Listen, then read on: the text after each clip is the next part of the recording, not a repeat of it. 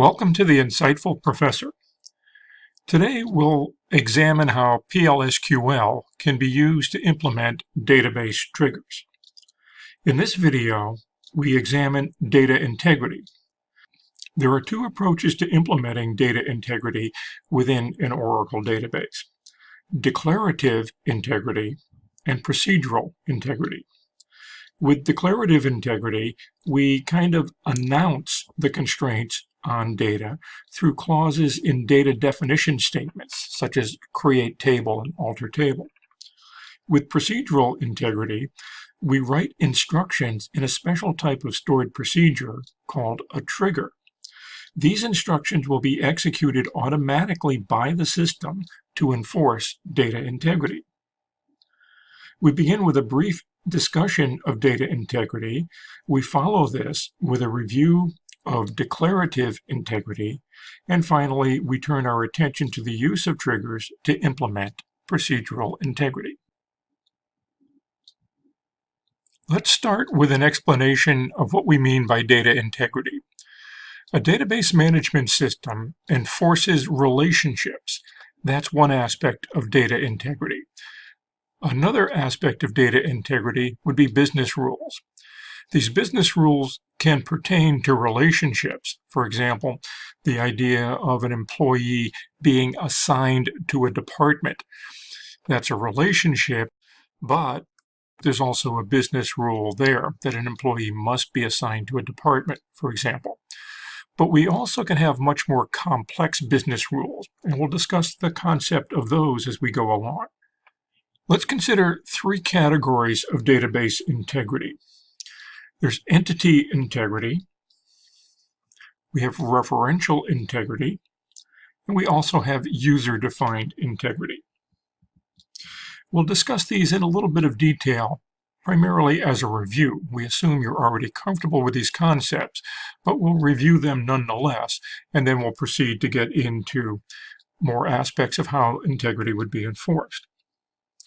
So to support these types or categories of integrity, a relational database uses primary keys for entity integrity. Referential integrity is enforced through foreign keys, and there are various techniques and keywords that might be used to describe user-defined integrity. At the start of the video, we had indicated that integrity could be implemented through a declarative mechanism or through procedural integrity. We'll review declarative integrity, and then we'll get into procedural integrity, and this is where the triggers will come into play.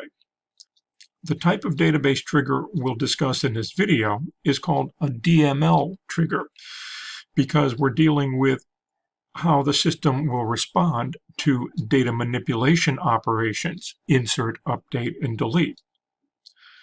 Note that Oracle Database also supports data definition or DDL triggers that execute in response to something such as a create statement. In addition, the database supports system triggers that execute in response to certain system events, such as logging on to the system or logging off the system. The focus in this video will be on DML triggers. In a later video, we'll address some of the issues for data definition and system triggers. There are two ways that a relational database management system could support integrity. Business rules can be enforced as constraints defined as part of the definition of the table. This is referred to as declarative integrity. A constraint is a declaration of a rule that applies to the data to be held within a table.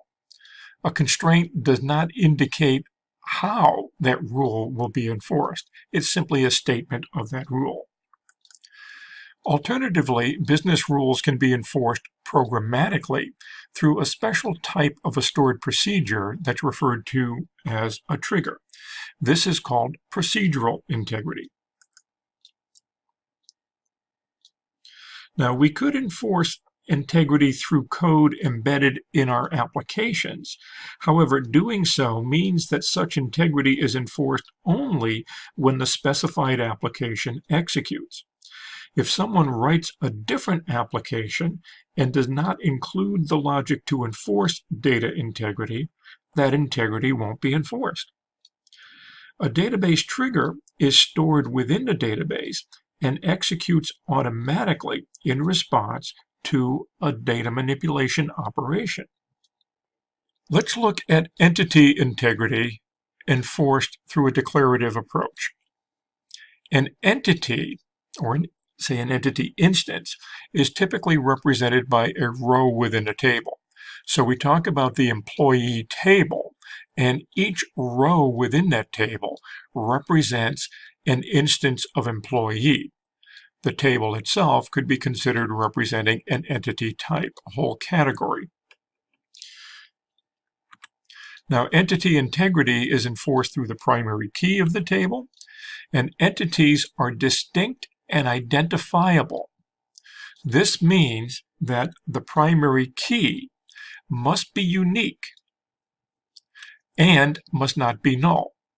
So by entity in our example, we would say we have some way of distinguishing the employee Mo from the employee Curly, from the employee Larry. Somehow we can tell them apart.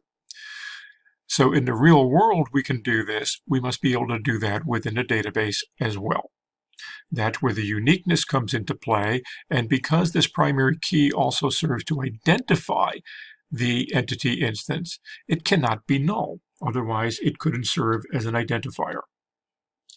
Now, with declarative integrity, we implement the integrity through a data definition statement. So the create table statements that we use to implement our database design should specify a primary key for the table. There could be exceptions. If what we're representing within our database is a real-world entity, then we want a primary key. Here's an example of defining the department table. We define a few columns. DEPT is going to be the primary key. Remember, it cannot be null, but it has to be unique as well. So we can define it as not null. That's a type of constraint as well. It requires that whenever a value is placed into the department table, the DEPT column must have a value other than null. Otherwise, the system will reject that insert or update operation.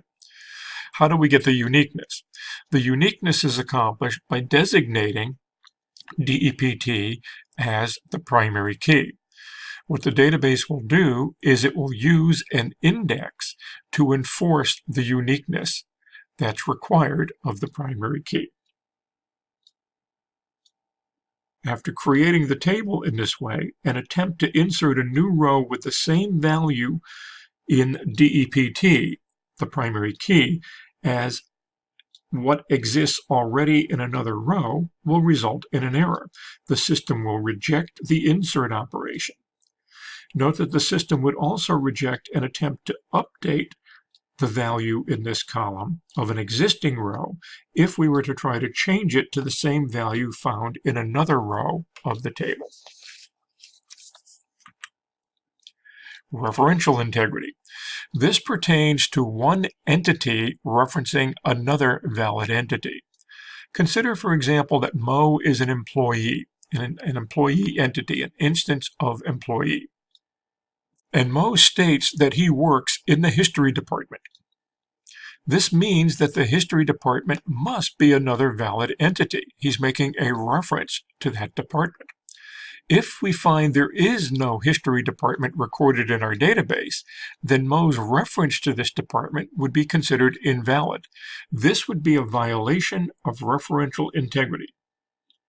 So assuming that referential integrity is in place, the system would not allow Mo to make this claim. That is, we could not have the row for Mo in the employee table making a reference to the department table because there is no such department as history. The system would reject that. So with referential integrity, a database design might include a column such as department ID in the employee table to record the department assignments for the employees. So from our example, let's assume that we have 3 rows that exist in a department table. The primary key values of these rows would be management, philosophy, and computer science. Then the corresponding row for Mo, where he claims to be assigned to history, would not be found within a department table. So an attempt to place the history department's name or ID within the department ID column would be rejected by the system. So in general, the values of the foreign key are constrained by the values of the referenced primary key. This is the aspect of integrity. A foreign key also includes what is referred to as a delete rule to inform the system on how to handle an attempted deletion of a referenced row. If we attempt to delete a row from the department table, but there's currently 1 or more rows in the employee table that make a reference to that row through the foreign key, how is the system to respond? That's what the delete rule indicates. We could have a delete rule that says cascade. We could have a delete rule that says restrict, which Oracle refers to as no action. And we could have a delete rule specified as set null. We'll examine each of these briefly as we move ahead. As we have noted, the DBMS can automatically enforce referential integrity by rejecting any update or insert statement which attempts to place history in the department ID column of the employee table. Let's look at how these 2 tables are created. Here's the create table statement to bring the department table into existence. Notice DEPT has a not null constraint. This is a form of check constraint that prevents null from being placed in the DEPT column. At the end of the table declaration, we add a table constraint that says primary key will be this very column, DEPT. The combination here makes this column the primary key and establishes the 2 requirements that we discussed earlier, not null and unique. What about the child table? The child table is the employee table. It also has a primary key, empno. But we also want to specify the relationship here and the referential constraint. So what we do is we define a column called dept ID, same exact data type as the primary key in the department table, and we establish that this column in the employee table will reference the department table's DEPT column, its primary key. So the foreign key clause in the create table statement informs the DBMS of the integrity constraint. The DBMS now ensures that every value in the dept ID column of the employee table will match some value in the DEPT column of the department table. Now note the names of the primary and foreign key columns used to define the referential integrity constraint do not have to be the same. However, the data types and sizes of these columns must match exactly. Let's look at the example we just presented in the database and explore this a little bit. What we're going to do is present a little bit of the metadata. This is important because the metadata for declarative integrity is recorded in a different way than the metadata for procedural integrity. So again, to prepare us for the use of procedural integrity through triggers, I want to relate these differences to you. So first off, I'm logged in as a different user than I typically use. I'm logged in as the user Larry. Larry effectively has an empty schema. He currently has no tables. So the first thing we'll do is identify the tables that he has, and of course it comes back and says nothing. So there are no objects in this schema. Now, let's go ahead and create the department table. Here's the statement we had just discussed. I'm going to execute this, and the table comes into existence. Let's describe the table. Using the SQL+ command, we'll say describe department. And what it tells us is that this column called DEPT is not null. So there's one of the constraints. But notice the describe command does not inform us as to whether DEPT is a primary key, a foreign key, or any type of key. It simply says there's a not null constraint on that particular column. So let's dig into some of the metadata, part of the system catalog, and find out some information that kind of hidden within the system that we can extract if we know where to look. Now, I'm familiar with a couple of these data dictionary tables that we'll examine already, so I'm preparing the format of the columns. Some of these columns by default are rather lengthy, and I have relatively short values in there, so I'm adjusting the column display width for these. The columns that I'm going to be looking at are found in two views. First, we'll examine user constraints.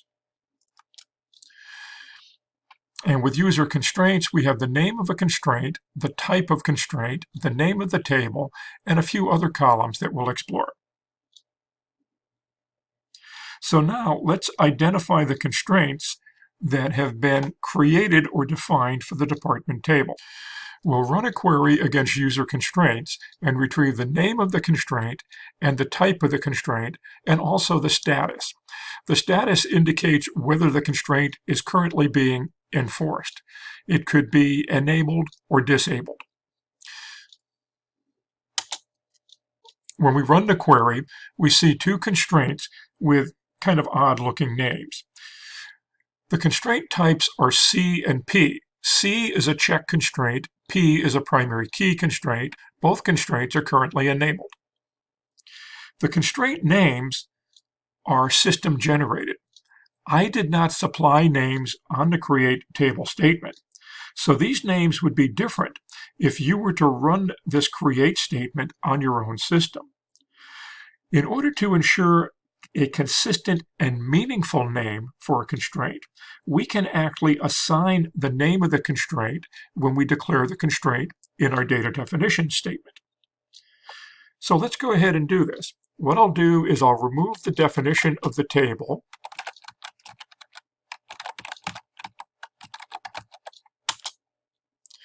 and I'll create it again. This time, instead of simply saying not null, I'm adding a keyword constraint, which allows me to introduce a name to the constraint. I'm using a convention where my not null constraints begin with a name NN and then the name of the column over which not null will be applied. Additionally, I'm defining a constraint at the end of the table declaration, which I call PK department, to announce the primary key. And the primary key will again be this column of DEPT. The table gets created. Now let's examine a little bit more information here. Now we see these names of NN department and PK department, a little bit more meaningful. The point here is if I were to drop the table and create it again or create it on another system, these names will be the names applied to the constraint. But if I allow the system to generate it, it's kind of like a sequence. The number is just going to continue to change, SYS underscore C, and then some integer. So if I'm documenting my table and my table definitions and constraint names, which effectively are business rules, then what I'd like to do is to provide a name that will hold. It'll be consistent, regardless of the number of times the table is created and on which system it's created. So it's a good idea to supply names for your constraints, because these names will also appear in error messages if a user were to violate this integrity constraint. And rather than saying you violated constraint SYS underscore C 000354, who knows what that means? But if you say you violated constraint NN department, you have an idea immediately of what's going on. And we can document this as well for users working with the system. Now, NN dept is a check constraint. There's a little bit more information we can find out about this check constraint through a query against user constraints. For example, we happen to know it's a not null imposed on the DEPT column. But if we didn't know that, how could we find that out?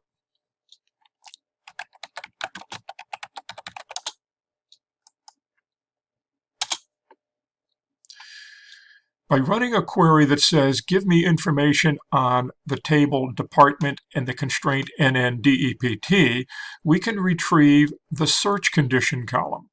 The search condition column defines what the check constraint is. So here we could reconstruct the create table statement by saying the name of the constraint is NN-DEPT. It is a check constraint that affects the department column and says dept is not null. So this would mean not null would be the clause defined. Now we'll go ahead and create the child table, the employee table. We want to examine the constraints on this table as well. This table has a total of 4 constraints. Again, P for primary key, C for check, and we have 2 of those, and R for reference or foreign key. Here I did not name the constraints, I let the system generate them, and you can see that the constraint names, once again, don't really tell us much of what's going on. All 4 constraints are enabled. The 2 check constraints relate to these not null, shown here on lines 2 and 3 of the create table statement. The primary key, the P constraint, is introduced on line 6, and finally the R, reference or foreign key constraint, is introduced on line 7. Well, it's nice to know what constraints we have, but can we dig a little bit deeper to find out more information about these constraints, especially a foreign key constraint? If it's a foreign key, what is the primary key that it targets or references? Let's explore user constraints with the employee table. Here we're including the search condition column, and remember this will reveal information about our check constraints. And we see that both check constraints are a form of the check constraint for not null. What about the referential integrity, the foreign key constraints? We have 2 columns that would be of interest to us here. One is our constraint name for the reference constraint. This constraint refers to another constraint. So what's the primary key constraint that this foreign key is bound to? And also, what is the delete rule? When we execute this query, we see we get information in those 2 columns only for the R-type constraint, the reference constraint. So this particular constraint references PK department, which we know to be the primary key of the department table, and the delete rule is restrict. As Oracle states it here, no action will be taken if you attempt to delete the primary key that's being referenced by some foreign key. There's another table that will be useful in understanding constraints. User constraints tells us about the constraints on tables in our schema, but doesn't tell us the details about some of the columns involved. For example, if we had a primary key that was composite, consisted of 2, 3, 4 columns, how would we know what those columns are? And similarly for a foreign key. So let's take a closer look here.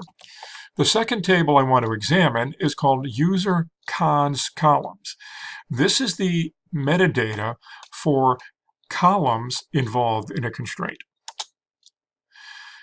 Not that much to this. It has the owner, the constraint name, the table name, but it's these last 2 pieces of information that are going to be useful if we're dealing with composite keys. The name of the column and the left to right position it occupies within the constraint. So if we had a constraint that consisted of 3 columns, we would see position 1, position 2, position 3, and we would be able to identify the names of those columns occupying those 3 respective positions. Our table here has only a single column for the primary key, and our child table has only a single column for its foreign key. Not very revealing, but again, it gives the idea of how user cons columns exposes information. So here, if we query user cons columns for department, we see nothing is shown for the position for the check constraint, but we see that the department table's DEPT column is the one and only column that comprises the primary key. Let's check the employee table. The employee table has two entries. One entry is for empno, which we know to be the primary key, and we see that's atomic. It's a single column of empno. And the second entry, dept ID, which again is the atomic foreign key, so that's only occupying position 1. But had we included composite primary keys or composite foreign keys, we would see multiple rows for the same constraint name. And by using the position, we could see what is the leftmost column, what column follows that to the right, and so forth.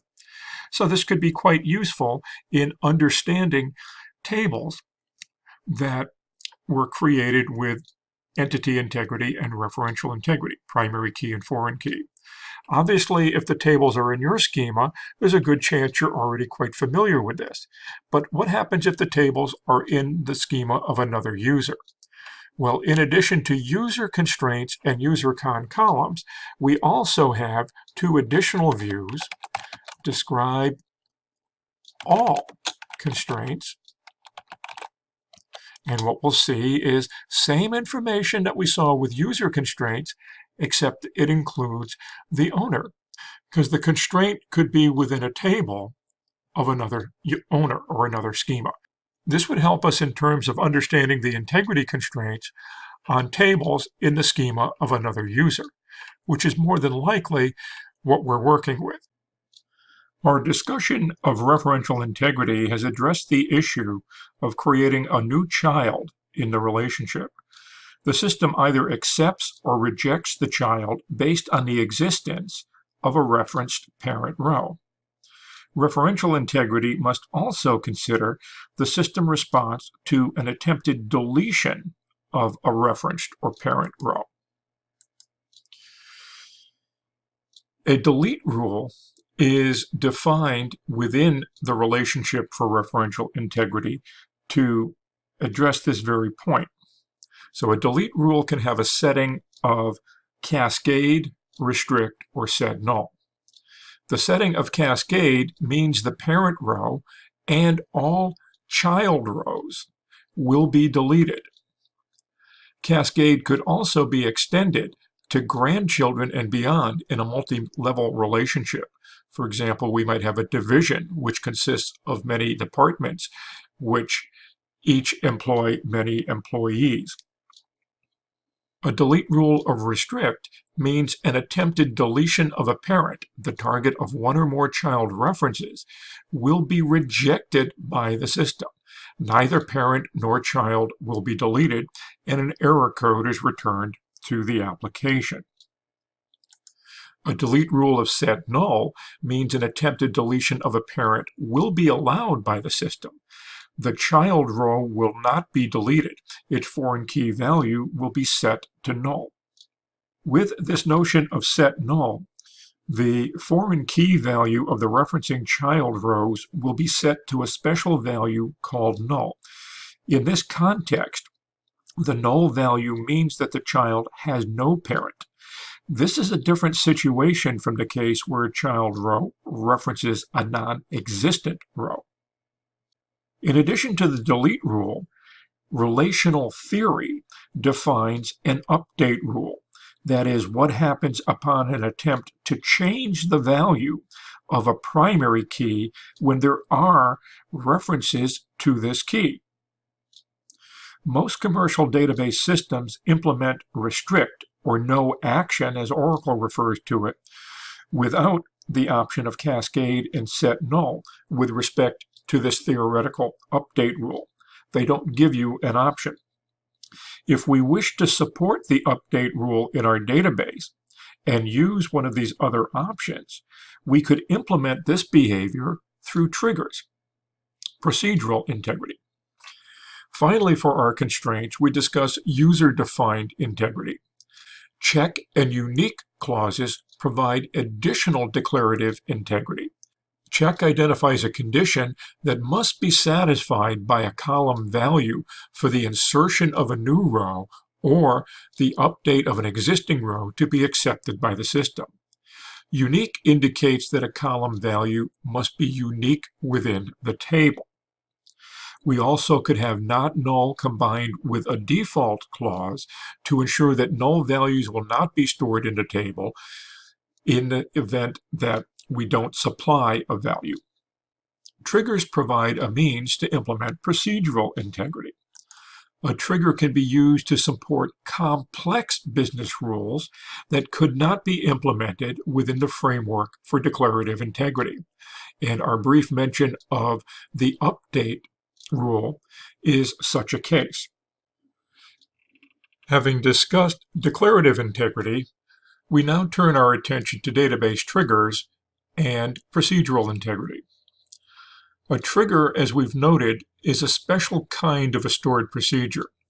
Typically, a stored procedure is something we'll create on the server and share with other users, and any user who wishes to execute the code does so by making a call to the stored procedure.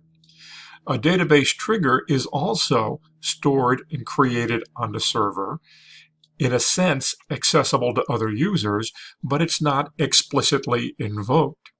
It will execute automatically in response to some action or operation applied against the database. So a database trigger is generally associated with a specific table. However, a trigger could also be associated with a view or a database event. Our concern in this initial video is on data manipulation triggers or DML triggers, so we'll not be looking at the database events at this point. The trigger then would be automatically executed by the system, in which case we say the trigger is fired, or the trigger fires in response to the event. It's always executed regardless of how the operation, the DML operation, was performed, whether it was done interactively through a tool like SQL Plus or SQL Developer, or whether the SQL DML operation was embedded in a Java program. It doesn't matter. It's the operation being performed against the database, against the designated table, that automatically causes that trigger to execute. Now, for those of you who are a little bit more familiar with the database, you might say, well, how could we be doing insert, update, and delete against a view? And that's a good question. Views typically are defined in such a way that we could not perform a direct insert, update, or delete against the view because of the nature of that stored query that defines the view. So to help us in this regard, there's a special type of a trigger called an instead of trigger that can be associated with a view, and then instead of the default reaction or response by the system for the update, delete, or insert, our code within the trigger executes. Information about the trigger is also stored in the data dictionary or system catalog, both the source code and the compiled form. The trigger is also given a name like a stored procedure, but we don't use that name to invoke it. We can use the name for administrative purposes in terms of recompiling the trigger or disabling or enabling the trigger. Note that when a trigger is disabled, the triggering event will not cause the trigger to fire. It's as though that trigger was not present. Think of the trigger then as kind of a guard standing in a doorway. So if someone were to walk up to the door and try to enter, they'd have to get by the guard. But if the guard were to leave his post, the idea of disabling the trigger, then that door remains unattended and someone could execute their entry through that door. Let's summarize our comparison of stored procedures and triggers. Both are given a name when they're created. A stored procedure could include parameters or arguments that customize its execution. There are no parameters or arguments associated with the trigger. A stored procedure can be explicitly invoked or called, making use of the parameters if they exist. A database trigger is automatically invoked or fired. We never call it directly. That's one reason that we don't pass it parameters. A user can be granted permission to execute a stored procedure. With a database trigger, no permissions apply.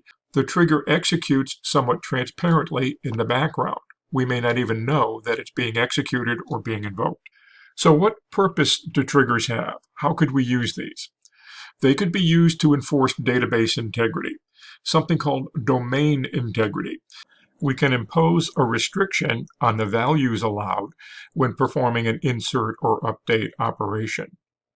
This may be better defined than what we can accomplish with a check constraint.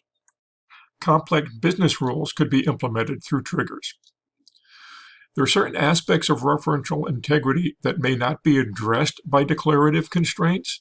For example, an update rule. We could implement code to accomplish that using a trigger. A trigger could also be used to enhance database security. It could control authorizations, identifying the user who is performing an operation and then allowing them to continue or preventing them from continue based on who we determine them to be. We could also track such activity through a sophisticated audit trail. Again, these operations are performed kind of in the background, hidden or transparent to users interacting with the system. We could automatically generate derived values. Perhaps a user is inserting a row into a table, and one of the columns they cannot insert the value for because it's based upon values that exist or have been recorded in other columns of the table. So we can supply that value during creation of the row through a DML type of trigger. In distributed database, we talked about referential integrity, but referential integrity is enforced within a database system on a single local node, not across remote nodes. So if our database is distributed with multiple sites where the parent table might reside in one location and the child table resides in another location, then referential integrity cannot be declared through integrity constraints. We have to enforce it procedurally. Triggers provide a capability for that. We also have the notion of replicated data and trying to keep that data synchronized. So we could do this in an automated fashion by writing some code which would be executed automatically through triggers. We'll look at some examples of a number of these variations on triggers as we continue our examination. We've talked about constraints in some detail, and we're about to get into triggers. Before we do, let's compare the constraints and trigger capabilities within the system. A trigger is a distinct database object that is created with a create trigger statement. A constraint can be thought of as an extension to a database table. It's not created explicitly, nor does it exist in its own right. When we add a constraint to a table, we do this either as a clause within the create table statement or an alter table statement. Both triggers and constraints can constrain data entered into the system. A trigger always applies to new data only. A trigger can prevent a DML statement from inserting a null value into a database column, but the column might contain null values that were inserted before the trigger was defined or while the trigger was in a disabled state. We talked about the analogy with a guard at an entrance to a building or a room. If the guard steps away, if the trigger is disabled, then we have no control over who enters the room. When the guard returns to his position or when the trigger is re-enabled, we control subsequent entry to the building or room, but we don't know who's already in the building. A constraint can apply either to new data only, like a trigger, or to both new and existing data. Constraint behavior depends on what is referred to as the constraint state. In our examination of constraints, we looked at some of the metadata. We did not exhaust all of the columns in user constraints. There are columns in there that refer to the state of the constraint and its validation mode. So a constraint clause can appear in a create statement or an alter statement for a table or a view. The clause that says enable validate specifies that all old and new data also complies with the constraint. An enable validated constraint guarantees that all data is and will continue to be valid. If we use an enable no validate clause, this ensures that all new data operations on a constrained data comply with the constraint. But this clause does not ensure that existing data in the table complies with the constraint. Another aspect that distinguishes triggers and constraints is constraints tend to be easier to write, less error-prone than triggers, because you're basically stating a rule to be enforced, but you don't write the code to do the enforcing. That's where when we write a trigger, we not only state a rule, but we write the instructions to enforce that rule. Triggers can enforce some complex business rules that constraints cannot. We've discussed a little bit of that already. Oracle strongly recommends using triggers to constrain data input only, to enforce referential integrity when child and parent tables are in different nodes of a distributed database, to enforce complex business or referential integrity rules that cannot be defined by simply using constraints. Oracle Database supports 6 types of constraints: not null, unique, primary key, foreign key, check, and ref. A ref column, by definition, references an object in another object table or in a relational table. Here we're talking about user-defined types created within a database and storing those as objects, instances of objects, and making references to them.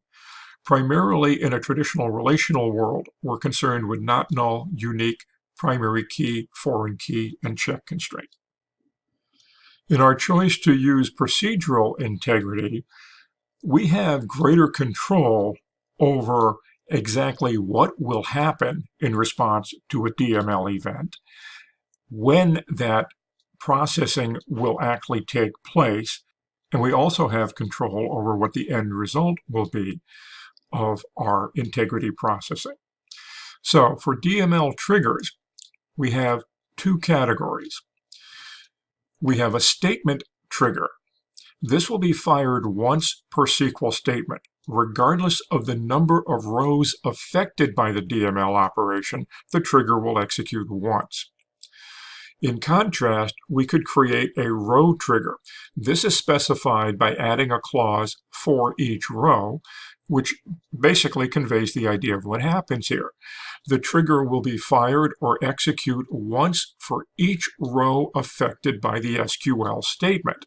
Thus, if we were updating 5 rows, a statement trigger would fire once, but a row trigger would fire 5 times. We have control with respect to the timing for when the trigger will actually fire or kick in, before or after the default processing, before the processing of the actual statement or after the processing of the actual statement. We also then could summarize this by saying we could create before statement triggers, after statement triggers, before row triggers, after row triggers. In this video, we've identified 2 approaches to implement data integrity: declarative integrity, using database constraints, and procedural integrity, using database triggers. We examined declarative integrity in a bit more detail. Procedural integrity we'll examine in greater detail in future videos.